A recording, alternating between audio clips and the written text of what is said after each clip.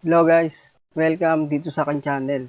Ngayon, ituturo ko sa inyo kung paano ayusin ang computer management sa ating Windows 10 o Windows 11 na kapag inopen mo, ganito ang lumalabas. Kung paano ayusin yan guys, panoorin nyo to.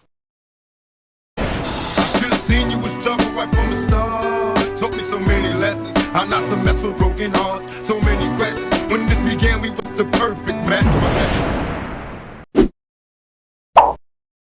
So ngayon guys, titignan natin kung bakit hindi ma-open ang computer management.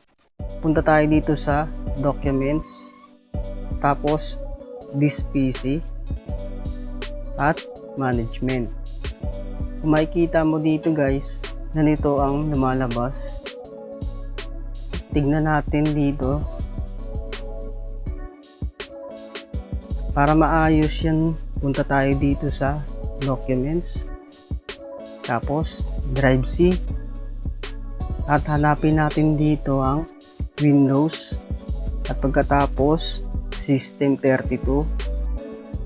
Mag-search tayo dito ng COM/PMGMT. Pag nakita na natin to, right click, tapos cut, exit, tapos i-paste natin dito, right click ulit, tapos rename. Lagay natin dito computer management, tapos enter,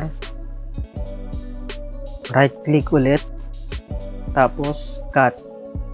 Punta tayo dito sa search bar, type control panel, tapos category, tapos large.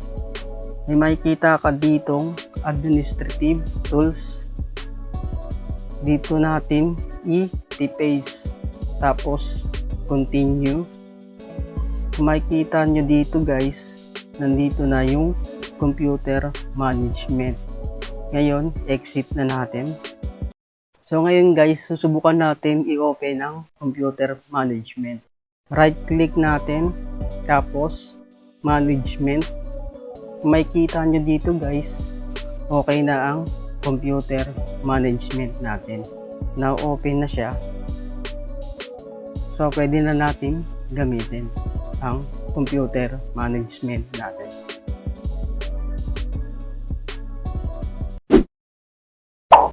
Kaya guys, ganoon lang kadali kung paano ayusin ang computer management sa ating Windows 10 o Windows 11. Kung nagustuhan mo tong tutorial na to, mag-like and subscribe na rito sa aking channel. Pindutin na rin ng notification bell para lagi kang updated sa mga video ko pang paparating.